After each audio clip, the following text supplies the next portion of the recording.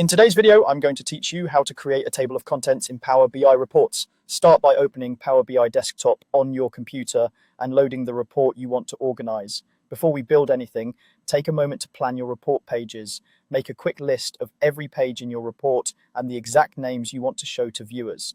This simple step helps you avoid mistakes later and ensures your navigation stays clear and consistent. Now, create a dedicated table of contents page.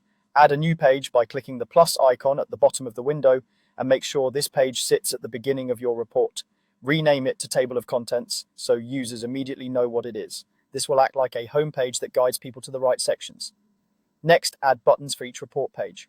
Go to the Insert tab, choose Buttons, and pick a style you like. Blank, left arrow, or a shape button all work well. Add one button for every page in your list, then label each button with the exact page name so there's no confusion. Clear labels are key for a smooth experience. With the buttons in place, it's time to make them work. Click a button to select it, open the format pane, find action, and toggle it on. Set the type to page navigation, then choose the destination that matches the page name on the button. Repeat this for each button on your table of contents page, so every link takes users to the correct location. To help users get back to the start easily, add a Back to TOC button on every other page. Insert a button on each page, place it in the top right corner for consistency, and set its action to page navigation with the destination pointing to your table of contents page.